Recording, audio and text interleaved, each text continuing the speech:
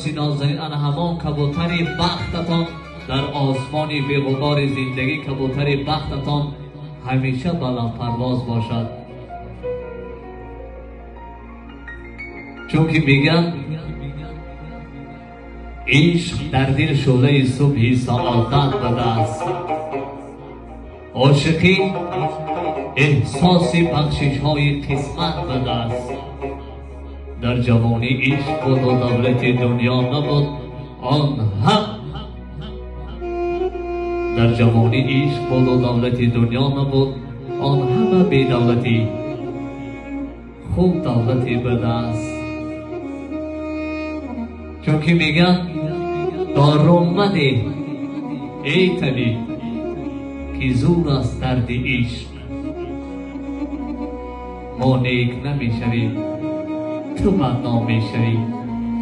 و میگیم در ادامه داماد عروسی نازنین، صدای تارونه آمد خوش آمد، بگردش جامعه آمد خوش آمد، بروی خاندان پاک دامن عروسی نیکتای آمد خوش آمد. و میگیم ای خدا از بحر ایمان خانه داماد و عروس بنیاد کن. ای خدا از بحر ایمان خانه داماد و عروس بنیاد کن، تا دم آدم به آدم زنده است، خاطری پیر و جوان را شاد کن. داماد عروسی نازنین بگذارن همان کشتی بختتان در بحر بیکنار زندگی، کشتی بختتان به شکست و ریخت تا به ساحل برسد. و بگذار این عشق اولی و آخری باشد. چون که میگن عشق را از ماهی باید آموخت، چون از آب برون آری میمیرد. شاداماد میگن خورشید سپهری به زوالی عشق است، مرغ چمن خجستفالی عشق است. عشق آن نبود که همچون بلبل نالی، هرگاه که بمیری و ننالی. عشق است. بشنید داماد عروسی نازنین و تخت شاهانه خود عاشقانه بنشینید.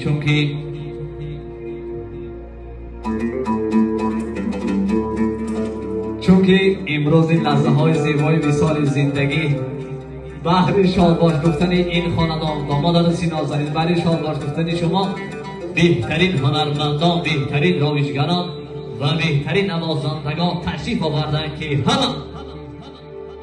که همه ما از خوابهای تکنیکی و نفسی و ضربی تحت راهبری یک هنرمند جوان و امیدبخش، گروه با نام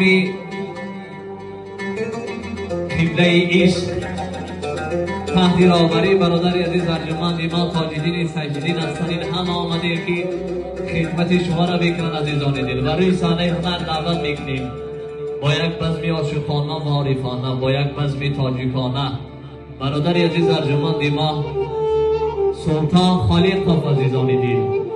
خواهش میکنیم که بهر مهمانان اولا یک دو سرود آرام گفته باشند. چون که میگن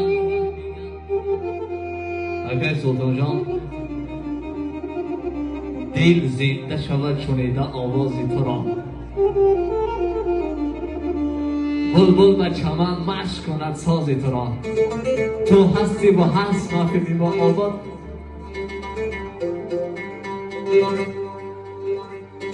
تبریک و تشکر تو و استاد تو را. سلطان خالق و فیصل آید ای بندگانی.